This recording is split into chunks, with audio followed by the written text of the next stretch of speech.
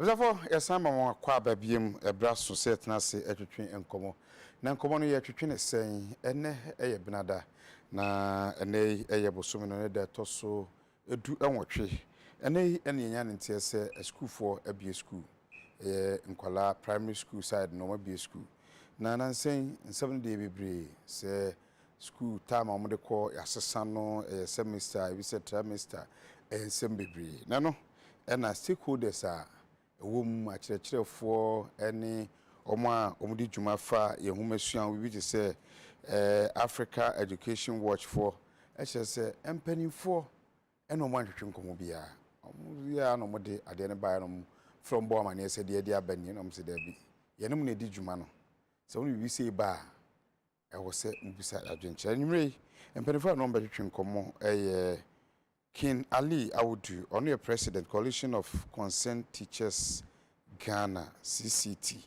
Ono, many veteran komo, and anyway, Sanso and Ura Kofi Asari, only executive director, Africa Education Watch. Ono so Bekaya, na veteran and Komo Ewaha.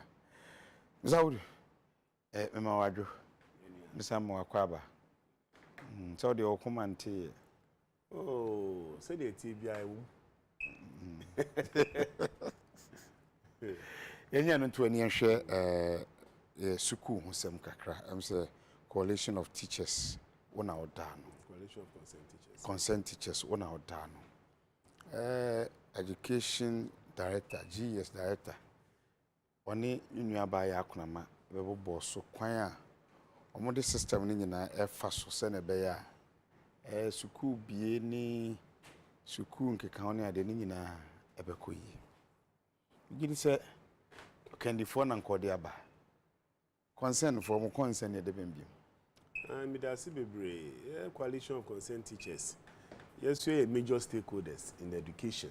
Okay, so uba Ghana Education Service the teacher unions there no miensa CCT na Tenagrat na wonwa say the Ghana Education Service and the ministry no be take such a major policy decision say ye convert trimester ediaba semester permanently we dey church ni ubie mu kakra na nka afefo hu trimester ne semester ne series first no ye ko school na afibia no ye makwan prensa. Okay, nti afibia na chemu imprensa their friend first term second term third term into we any trimester no. Okay, into we third term no a na afi obekọ wenim into third term no promotional term. Okay, into time na ye dey free SHS ni double track by no. Okay, and GES and the Minister of Education wo ho samre no omode tu ye nim say double track ni nti ye trimester na ebeye den say betumi arane double track no. By a semester system na betumi arane double track ni easy. Say ne ebeye say semester we say semester ni 2 pe. Until say we call first semester the other track no will be on holidays. Until say we so ekwa na we aba. So so be trimester na e dey arane double track na ebeye den. However, no double track nankasa no between 3 to 5 years no it will cease to exist. By then no more put certain infrastructure in place. Into more cancel double track in the semester no so no will be out. Ye jitu musa. And na fofianto ata and na COVID so called baye in 2020. Our teachers are spending almost 1 year yanko school. Okay. In the time abaye na so say afedie anwa brass into a school phone school no. And I go back and say, by 1 year na church for uncle school no. Nyoma bebre wo kwa nke so ye kire nkola na ya nkire wo, especially GSS4 na or more prepare aquaculture BEC no. Okay, Into ye introduce semester. Ewo JHS no. Send ye be ya or benya long contact hours. Na de ye ntumi ankire omo during COVID time no. Ye tumi akire omo no mo tumi prepare ye aquaculture BEC. And also no it was a stopgap measure. Inti no se sia na double track any ho biem no. Your expectation is say e was a trimester no. Eba back. ɛna junior high school so no whichever contact hours are ye lose you no it has been made up nti na ye expect say this academic year no first term second term third term system no ebesa abebium the ewu ya ni say last week GES invite yes yembra it was just the same day na message ni ba say at this period 11 anopa message ni ba anopa be 8 say ebo 11 saa da no a yembra GES na director general ene na pamfo pese omuhia ye ewo region ben ewo GES headquarters ewo Accra here na mo pese omuhia ye for nyina base wa Accra and make asaba omo pese omuhia me CCT president okay Nagrat president Enje Kabonu and Nat general secretary Thomas Musa sa mre no a message ni ba no pa na me okofredua a me di djuma foforo ho na Thomas Musa ye no congress na Kabonu sunu namba bi nti enyina no ye ntumi anko by union the president hen kwa na we leader the other executives nti delegate amanfo so omonkonko tie the GES eka omonko na GES di to omu enim se ye wie academic calendar no in fact sad and GES is ni other organizations other directors and headmasters ye meeting omu no to ye wie ya academic calendar ni enie KG to senior high school omu nyina ye semester basic school no ebe spending 42 weeks for the academic year no mo keka kire omu no mo sore ba be omu ba bi no mo so be report mo omu superiors sa meeting we no na GES term ne say omu consult ye but this is not consultation at all. Okay, so bodu na menko Africa Education Watch Owura Kofi Asare sorry me mo adwomo akwaba se ka ode nkagia friend say en social leak here and keto nka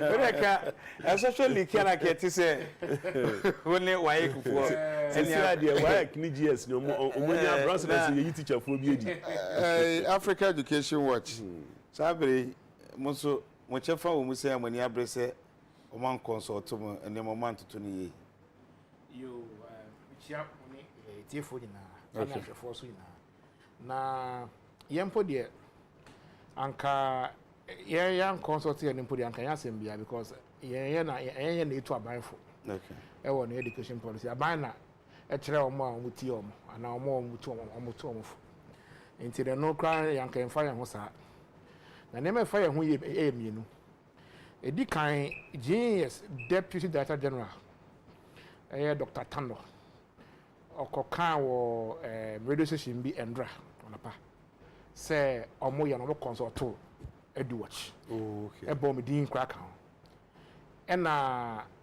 ye issue situation ye no kre ye ni mo hwe obi an consult yen nti so ma ka koye o ma de na o ma ye ni yiye na atija mo mfa ye nka ho en excuse ye ni obi an ye consultation bi na discussion bi ye ni na ye ho Facebook say new calendar ni and unti no near minimum say minister can't tell me around October nimu say or better timetable committee na o ma addresses our timetable yes as time bia na sesa na say na ye bi school na nkola ba ko do school senior high school so na say musa nko fie ni ade no or bet try so better of no for committee na am say okay because ye na ye worried say timetable no time bia na ye den sesa senior high school timetable no okay until you were interest in the timetable because as a son they affected secondary education system.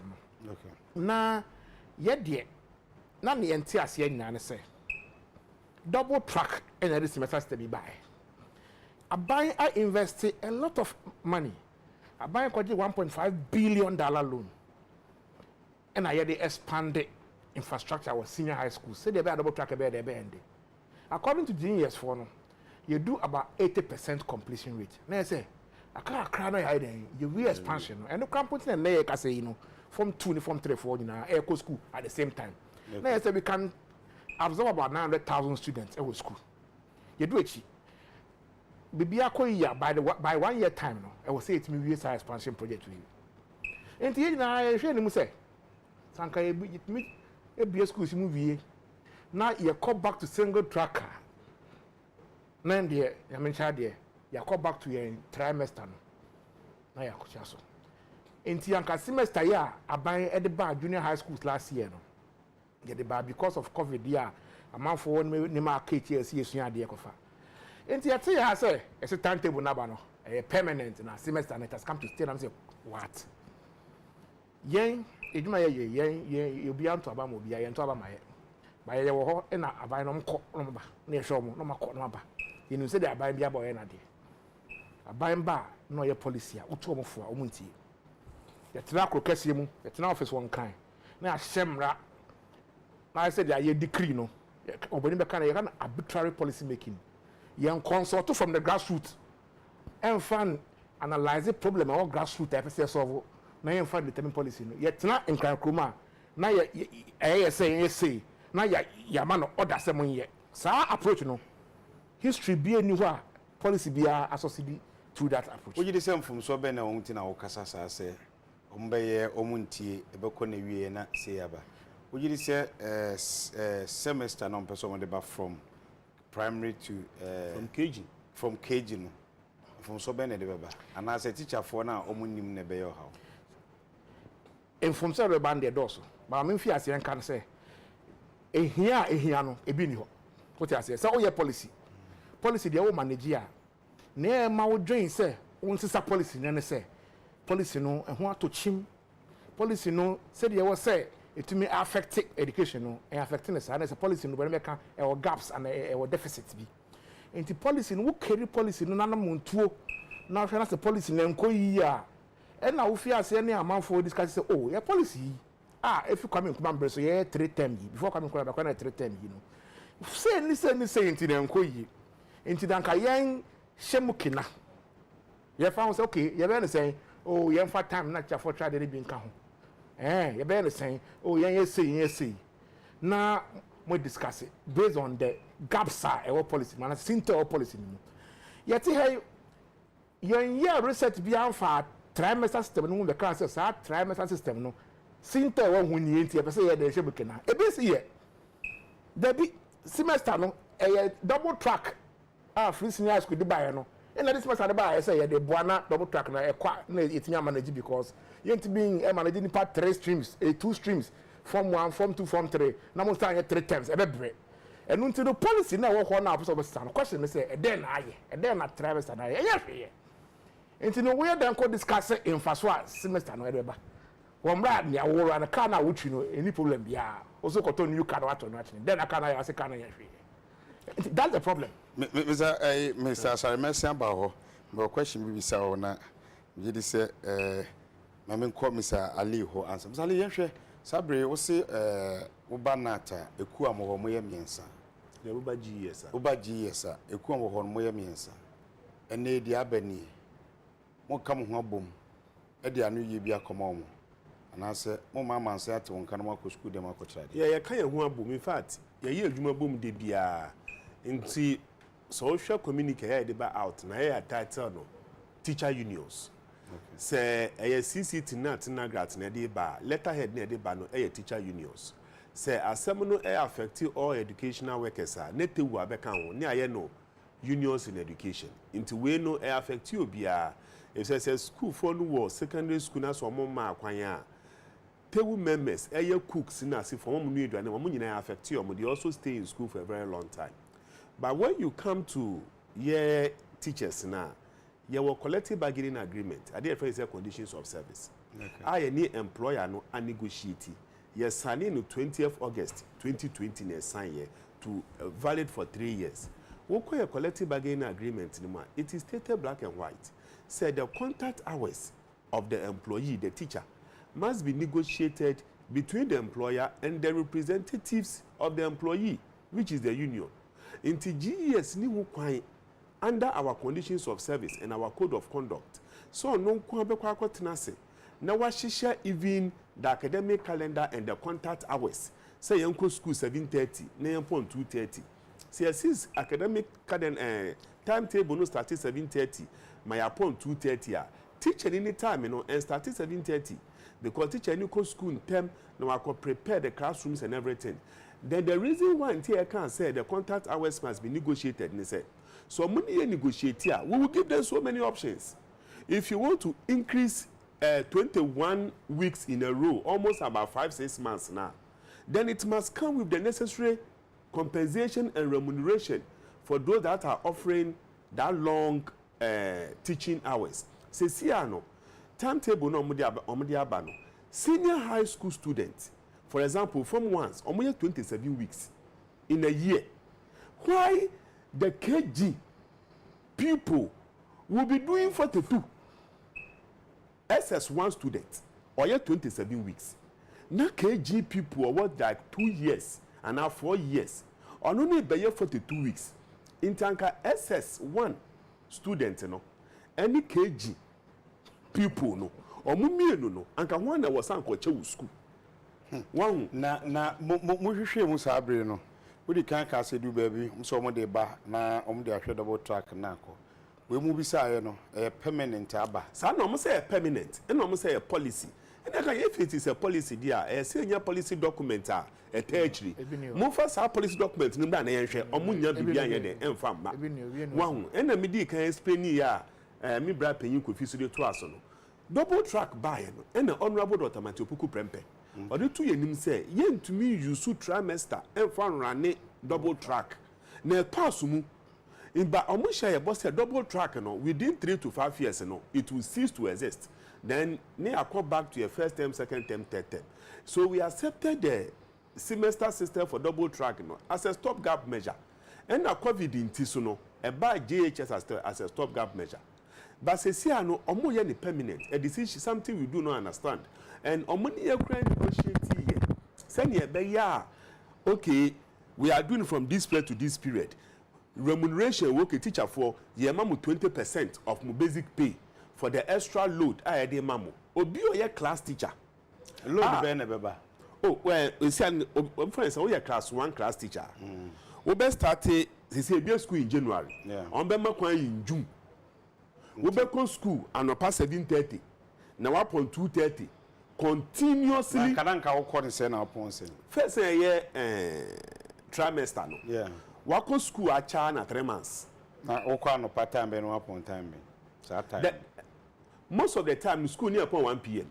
1 p.m. from near upon when you go to especially the rural communities now by 1 p.m. near upon when you come be no upon 1 p.m. na we need to assistant quarter 8 moko 8 no upon 1 p.m. by 1 p.m. when you come to the say see no timetable no mudi aba no initially dem di kan di buy no say 7:30 to 3:30 na after na mudi for aba mo no 7:30 to 2:30 into almost say either say school no be starting 7:30 to 2:30 or 8 to 3 p.m.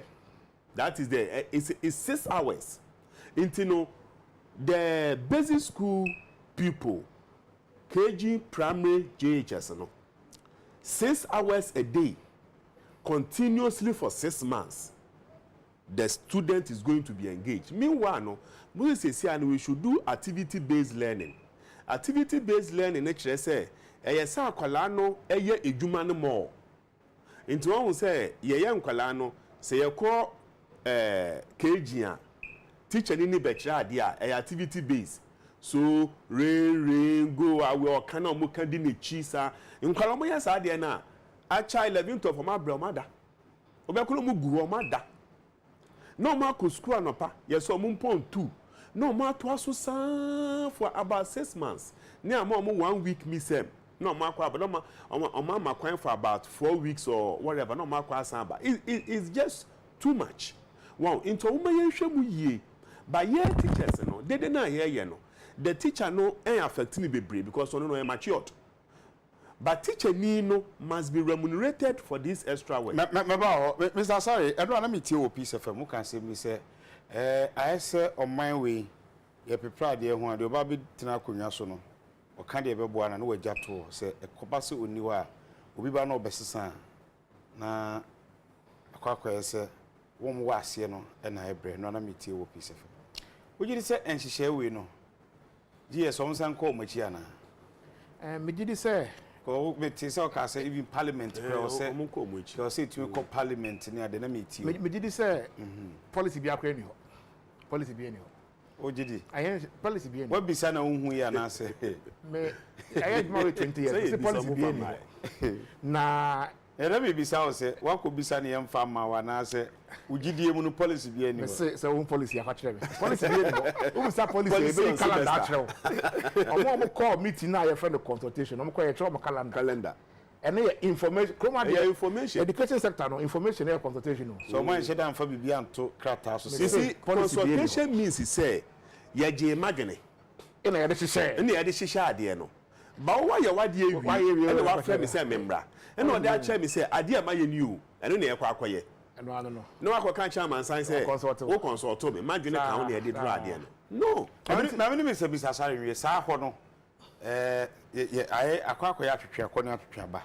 Yidi se teacher for no ekoso probu a ebia no mbetwe ase no mba be no fo we just ha issue na we raise no empany for ministry no aban no GS omunso mu say bia ye ya ade a emfa to krata so bi ba no be fa kra hu de wo me ma abakoso no kakra bi okay tama man peni for buy no yeah or to sa senior high schools yeah or the can't sign the dean from senior secondary school to senior high school. Yeah. You know, start junior high school from JSS to SSS. Yeah. To junior. We no improvement by the same different sign. We are not value the same, a different sign. Okay. We are not such a sign duration no from 3 years, not the call 4 years. Okay. And now on NDC 4 and MP4, on 1 3 4. And I simple side to the day and if they a can't trade, I can say, we young mine what I 3 or 4. But the Bamas and Babasana, a young and Colana day, a brain, okay. Into moon jazz and a man. Number some and this is forced by. Almost e blocks of Becaya. NGOs did they say, e blocks ye maybe a bit of my baconas in room with the forest. Into one of your those schools are dying, Yakaya and why. About for buy and almost say, Montiason. What to say? NGO because I'm got to aso. Because you can't win tea. Oh, it is our politicians, but not only my dear now to from Wintia. Yeah, show me because you enter there, I've been on Mokwaba. Miss say, so person was a tradition. We are policy, we are tradition. Before independence, not a 3 term now. A tradition. So person was a traditional. One take committee, not committee in internal cry. No one's a tradition. Yes, sir. Opposite set tradition now, say we consult from the down. You penny for now, or we take decisions, man. Do now, no, man, public schools, private schools. Where's that so? Into when you are affected private schools. I am not stress at time, Biano. You take decision, Bia. Young consult to free down because it creating an about term system. No, yeah. It be honest, what they had a plan say, oh, the banner call vacation this time, or the one will move. Okay. What's that here? Okay. Until on public schools, no. Omuna aya here say you involve more in the process of the consultation. Yes, so when the parents cry should be involved. Exactly. And until you can't be about frontiers here. Yes, so that you can never try. You can some more to be kasa. Okay. You can some more private schools. There be you can some more omun voice in governance. You can omun voice. Now you can say, oh, schools, ye, be one that trees, going to be in school, where you teacher for, yeah, Casabo, that's our work, and that's what I'm doing here. So they are sure, you better ensure equity. And to say, yeah, policy, young Kaise, or more, yeah, dear momo, or more cat table, no. You can be an young cut down, and a young cut fat or more journey, and fun determine whether policy near you know. A year, say, yeah, sir, not saying that you so idea we ever bois. Say, I'll buy be back or china. So but sir omo mbe tiesi abonten first say yempene no yes Jesus because yen ko yen time dey abem mu ba na makọ na ye hwem me ministers be say 11 na ye djuma since 2002 okay and ntino ye kasa omuntie genius for the kasa omuntie education minister kasa omuntie ombekọ but policy omo ye a omo ye ni ye nyina na aban bi aba ochina so but sir free senior high school yeah, anybody can TSC abonte. So the authority said no, we won't allow you to touch it because policy we know you play this role. Now you in the interest of the people. In the end, found by politics. And you know, Saturday we know, yes, Reaban. You see, I here, you know, 10,000 schools in your school dying. You move 5,406. I'm school in the Asia. move 4,000 the money school crowd, money junior high school the crowd, money nante at the coordinates community. Yet I can say you run a curriculum 3 years, you need textbook. Yet I can say this should be one more class 4 and class 5, you the boom because of lack of teachers. Your problems are your education system, you know. And you're beginning, I come as a waste of time, absolute waste of time. Say more time. At the Achem Kaladia, young on my Vietnam, Vietnam, I say Ghana, only America. Vietnam on primary school near 5 years, or 6 years old, 5 years. Make Vietnam because young Kasaya, Dr. Duchum, me am madam for Dr. Duchum. Next time I don't know or promoting a very good model country or mention Vietnam. President Echo launched STEM Academy last week. I mentioned Vietnam. Say Vietnam produce this number of engineers. Na Ghana say Vietnam no. Or more primary school na 6 years 5 years. Enti no enya say na prefer kan ye soma obanyansa for enya na montintin. Enya number of the length of time I do school no. And I'm always the quality of instruction and the resources at a school where supervision at school where a cost no and then about training abesua. My concern for so na me yes do so many. Sabre me ask a question we. Achechefo musika na hunyia mo na bra bo bedi na hunyia na nkwala na hunyia mo. Ni nyina hu hia ye. Ba se sia na asema ye kan say GES indi kan and withdraw academic calendar no. Mo the letter come mama reply. There be mo I invite you for meeting on Thursday.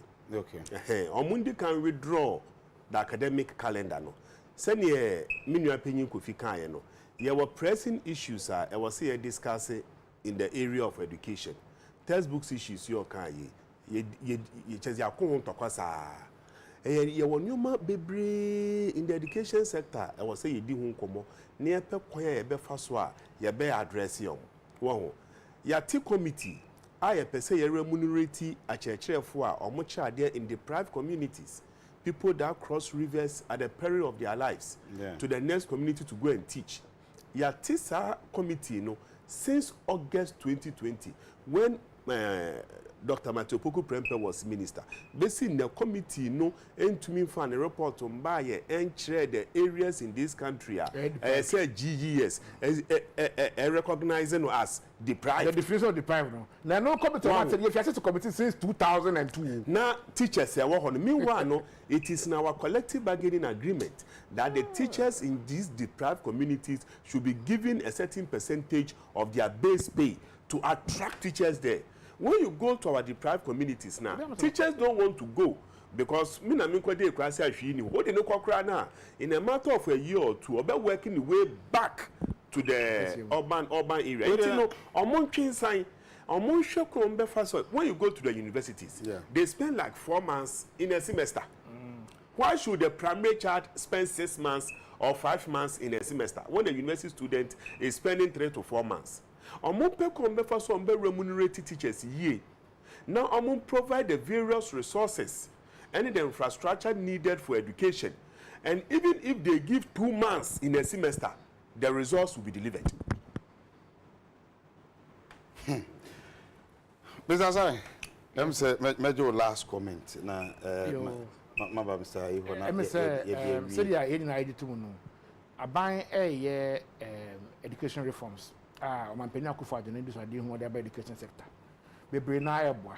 Reform nankasa no very very important. E be ne curriculum reform, e be ne senior high school ehu, e be science and technologies, STEM reform ne ade, teacher education reform. Ni nyina no ehu hia. Ebe boa ma ya transform the education system. Say the time bia no doctor say the chumeka.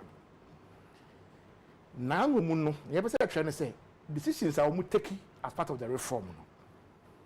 Ma ma orders you need so by themselves be anyam na monte o ma se there be decision no take care ma orders orders na your education your consultation no enku obi accept it doesn't kill o consult to a ma wunya buy in into a policy wo ya no obi aboa nti e kasa obon consult to obi ntan omo ye hu bi da enu nti na ya omo nto omo boase na omo consult especially omo ya the center of teaching no teacher for no now instructions na yeba because there is no shortcut to education transformation. Mr. Sorry, say my minister we say tiawa say wo hwemu a wo de education watch what we match also ministers be do ba ko na ye adwuma.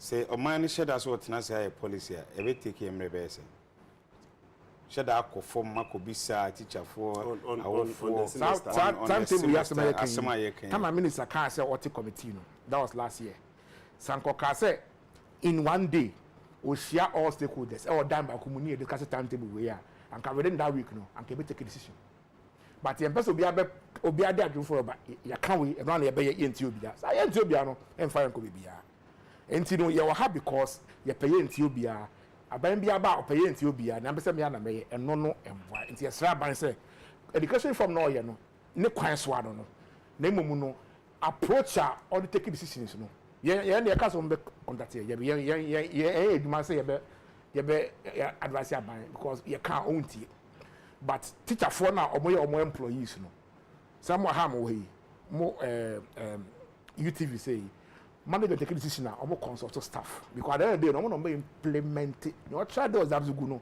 why you curriculum no ano o na ba control abzugu o no try those abzugu ho no enti wen tie na o tie akra ya the report be brawo enti wo tie na be bo na ma wo adwuma na ya easy amaw na udi nkunimu a ya bonsima den amaw enti na ya omo to mbo ase na omo consult key stakeholders bin kaka teacher for ne awofo na ye hu ne say awofo na mo makọ public schools na yen o yen mo a omo ni voice no na mo makọ public schools because say omo ni school makọ private schools yenim enti no omo consult amanfo na omo ndwe omo ho asama yeden omo masa orders na order de yen fam bu education sector misali me no ewie ye kọ de bibisa ne say sabre ese ntokwa no ba do gina chi ne twere hye ne ntumam ye wada mo kwa kohia e ba ye mo hu de ekoso de be na mo de ko table no so na nye ye a de be ni be hu because be hu na strike bi akwa kopiem sabre then the can education service ne say sa academic calendar we or the abi ye funny say unions no kra ye profit wo ho if you say somewhere the middle of last year and he raised the issue of academic calendar, any contact hours with GES. My threatening strike. Your threatening strike, you know, and the Minister of National Security or throw letter, Ekoma Labour Commission say, CCT not Nagrad a threatening strike. Now, some Crawfordians and Omukomuboma, our members near 300 and something thousand, about 350,000. Into Labour Commission intervening, na strike na day, Amaso. Okay. Into our Labour Commission invite here, say, your call normally let any free national security no say national security have prompted them on it so they want to intervene and they can yasem and I'm go for GES so buy the second time lawyer Boatin ban obe church nsem ni mu and the Labour Commission can say yenko solve problems with the employer na yen report back to the Labour Commission sa academic calendar we and the contact hours no can issues they raise yes at time na GHS nko at the basic level and na year semester and they raise say semester na GHS for na ye ni nje ho ye resolve matter with GES my report back and my Labour Commission GSS na see ni nje ho na for the KG ne primary abeka meaning you are calling our bluff. Enti aka say they should withdraw it. Nipa ode mo to na no mo consult no say bia e wadwuma we ye yenwie. Nipa mo de to say ba say mo hwe contact hours ne semester ne nkeka mo hwe na mo nka ho asem.